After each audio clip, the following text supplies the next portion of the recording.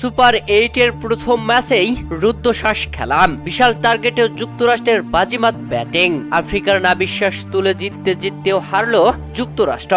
দর্শক, টি-20 বিশ্বকাপের সুপার 8 এর প্রথম ম্যাচে যুক্তরাষ্ট্র খেলতে নামে দক্ষিণ আফ্রিকার বিপক্ষে। আর এই ম্যাচে দক্ষিণ আফ্রিকা আগে ব্যাট করতে নেমে কুইন্টন ডি ককের ৭৪ রান ও এডেন মার্কারামের ৪৬ রানের ঝড়ো ইনিংসের সুবাদে সংগ্রহ করে ১৯৪ রান। পুরো ২০ ওভার খেলে তারা হারায় ৪টি উইকেট। ১৯৫ রানের টার্গেটে ব্যাট করতে নেমে যুক্তরাষ্ট্র ম্যাচটা যেন শেষ মুহূর্তে জয়ের প্রান্তে চলে আসে, যেখানে যুক্তরাষ্ট্রের ওপেনার আন্দ্রিজ ঘোষ খেলেছেন অবিশ্বাস্য একটা ইনিংস। দর্শক, ওপেনিং এ আসা আন্দ্রিজ ঘোষ শেষ পর্যন্ত খেলেছেন, নট আউট থেকেছেন, তবে দলকে জেতাতে ব্যর্থ হয়েছেন তিনি। যেখানে শেষ ৩ ওভারে প্রয়োজন ছিল ৫০ রান, সেখানে ১৮তম ওভারে তাবরিয়াস শামসিকে রীতিমতো পিটিয়ে ম্যাচটা বের করে নেয় যুক্তরাষ্ট্র।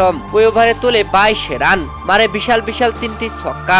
শেষ ২ ওভারে প্রয়োজন ছিল ২৮ রান, সেখানে আর তুলতে পারেনি, উইকেট হারায়। আর উইকেট হারিয়ে পুরো ২০ ওভার খেলে ১৭৬ রান পর্যন্ত সংগ্রহ করতে পারে যুক্তরাষ্ট্র ৬ উইকেট হারিয়ে। শেষ পর্যন্ত ১৮ রানে হেরে যায় যুক্তরাষ্ট্র। দক্ষিণ আফ্রিকার দেওয়া এই বিশাল টার্গেটে যে যুক্তরাষ্ট্র এতটা ভালো খেলবে কেউ কল্পনাই করতে পারেনি।